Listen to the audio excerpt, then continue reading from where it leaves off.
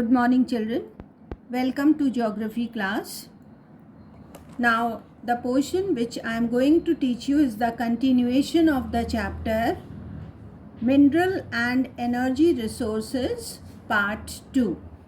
We have already studied the first energy resource, that is coal, and today we are going to study petroleum, which is also called mineral oil. So we are on page 185. The page may be different in your book, but the topic is same and the lines are same. So this is petroleum or mineral oil. Here it is written that the word petroleum has been taken from two Latin words. First is petrol, means rock, and the second is oleum, meaning oil, means the oil which is derived from the rock. Now, from which rock it is derived? It is derived from sedimentary rocks. Therefore, it is also called the mineral oil. So, both are same, children. Don't get confused. Petroleum or mineral oil. Now, here we have to study the uses of petroleum and the distribution of petroleum. Let us take the uses of petroleum. First use of petroleum is it is mainly used as locomotive power, means in railway engines it is used. It has revolutionized, here I have written point 2. It has revolutionized transportation where on land, air and on water. So these are the two uses of petroleum. First, it is mainly used in locomotive power, means railway engines, and it is also used on land, air and water for transportation. Third point is here, it provides the most important lubricating agent. And fourth is, it is used as an important raw material for various petrochemical products. There are petrochemical industries which are used the remaining products of petroleum, and they make so many things, especially the plastic items, polythene bags, etc. So it is also used in making petrochemical products. Now, fifth point is it is the main source of many products like petrol, kerosene and diesel oil, plus paraffin, wax, Vaseline and benzene. So these are the products of petroleum. Sixth point is it is used for making paints, medicines, plastic and fertilizers. And last point here in your book is it is the most important raw material for many chemical industries. So all these are the uses of petroleum. Now let us take the distribution where it is found in India. So it is a summary. This paragraph is a summary. So in order of importance, the main areas of mineral oil or petroleum are, first is offshore sea. Offshore means when the oil is drilled from the coastal areas of a sea, that is called offshore oil field, right? So the main offshore oil field in India is Mumbai High, right? Then second is Bezain and third is Alia Bait, and they belong to Maharashtra state. Okay, so we can say Maharashtra is the leading producer of mineral oil. Then second area is your northeast, means Assam. In Assam, the main mineral oil fields are Digboi and Neher Katia. There are many other names, but you need to learn only two. Then third is the western part of India, that is Gujarat. And here two fields are important. The first is Ankleshwar. Then second is Koeli. You may also take Kalol. though 2 are enough, right children? So the first is offshore area and we count the state Maharashtra. Second is Northeast India, the leading state is Assam, and third is the western part of India, that is Gujarat. So learn two fields of each.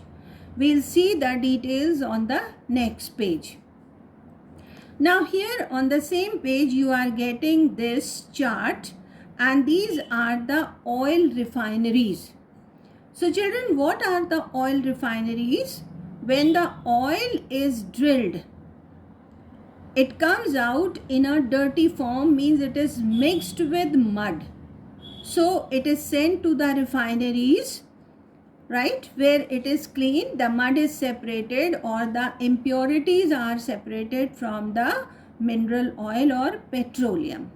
So these are some of the refineries. You mark only few which are very important. Some of the refineries are on the coast because from here the oil is exported, right? So some are on the land and some are on the coast. The first refinery is in Bihar and its name is Barauni, very famous refinery. Then second is in Gujarat and the name of the refinery is Koyali. Third is West Bengal and the refinery is Haldia. It is on the sea coast. Then Uttar Pradesh, and here the main refinery is in Mathura. Then comes Assam. In Assam, the main refinery as well as the oil mine or oil field is in Digboi. So Digboi has a plus point. It is an oil field as well as a refinery. Then come here, it is Maharashtra state and the main refinery is Mumbai. Now children, don't get confused. The oil field in Maharashtra is Mumbai High. That is offshore oil field, means the oil is taken out from the coastal area of Arabian Sea. But this is city of Mumbai. It is a refinery. It is not an oil field. Then comes another state, Andhra Pradesh, and the refinery is Visakhapatnam, a very famous name. So we have taken these few refineries. That's enough children. Okay, so learn the name of the state as well as the name of refinery, and you must know which is on the sea coast. Like first one is your Haldia, it is on the sea coast. Then comes Mumbai, it is on the sea coast, and Visakhapatnam, it is also on the sea coast. Now we shall move to page number 186. Okay children, so now we are on page 186 and this is the map of India. I am going to show you the location of the oil refineries. Actually here in this map you can see the oil fields as well as refineries, right? Okay, so come to Uttar Pradesh. Here is Mathura, and Mathura is an oil refinery. Then comes Bihar, and Barauni is here. It is an oil refinery. Then this is West Bengal, Haldia. It is an oil refinery. And then this is Visakhapatnam oil refinery. And if you come here, this is the state of Assam. And here is Digboi. Digboi is an oil field as well as a refinery. Then come here, western part of India. Here is Koyali and Kalol, Ankleshwar. All these are the oil fields. And then here is Mumbai. Mumbai is an oil refinery and Mumbai High is an oil field. This is Mumbai High, right? Okay. Now we shall move to another page, page 187. This is page 187. I hope you can see it easily. So we have already seen the summary of oil fields in India, but this is again the repetition of the same in detail. So list of major oil fields in India. First of all, children, onshore oil fields. There are two types of oil fields, onshore and offshore. Onshore, when the oil is drilled from the land, from the interior part of the land, it is onshore. When it is drilled from the sea, then it is called offshore, right? Okay. Onshore oil fields. So in Assam, the first state is Assam, and in Assam there are two fields, Digboi and Neher Katia, right? Then other onshore oil fields, these are the oil fields of Northeast India, as you are seeing here, and Assam is the leading state. Then comes the onshore oil fields in Western India. So Gujarat is the leading state, and the oil fields are Ankleshwar, right, and Kalol.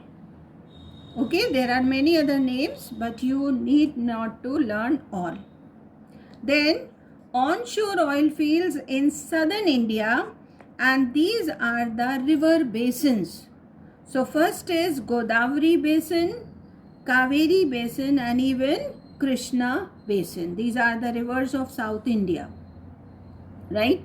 So these are the onshore oil fields, right? Then offshore oil field, and here the oil is drilled from Arabian Sea. So Mumbai High is the main oil field, and the platform which has been constructed to drill the oil, it is called Sagar Samrat, right? Okay, now we shall move to another page. Okay children, so we are on the next page, page 188. Okay, so other offshore oil fields, we have seen Mumbai High is the biggest offshore oil field. Then other fields are Bazain, right, and Alia Bait. It is an island. So Mumbai High, Bazain and Alia Bait, these are the offshore oil fields. Okay. Now come to advantages of petroleum. What are the advantages? First point is this: it can be extracted easily. It can be drilled or can be taken out easily, because we have modern technologies for extracting oil beneath the ocean surface or with special climatic conditions, right? So it can be extracted easily. Second is, it has high density. The average 1 kilometer of burnt oil can generate up to 10,000 kilocalories. It means that the density of petroleum is very high, right? And it can generate a substantial amount of energy. By using a small amount of petroleum, high percentage of energy can be produced. And then next is, it can be extracted at low cost. It does not require a huge amount of money. And next is, it can be easily transported because it is in liquid form. So all these are the advantages, children. Now let us discuss the last point, that is disadvantages of petroleum. Firstly, although oil is a natural fossil fuel which is drilled or taken out from the fossils, right? Its resources are now limited, right? So we can say that it is limited in amount, right? And it cannot be renewed. This is the first drawback or disadvantage. Next is, it causes environmental pollution. The burning of oil generates greenhouse gases, and you know, children, that greenhouse gases cause global warming. So it creates environmental pollution. Third is, it is a non-renewable form of energy, right? Once burnt to generate electricity, it cannot be replaced. So it is non-renewable. And next is that the depletion of fossil fuels leads to limited supply of petroleum, and this leads to increase in prices. So this may cause conflicts between the nations. So we have discussed the advantages and disadvantages. In the next video, I'll explain you the non-conventional sources of energy.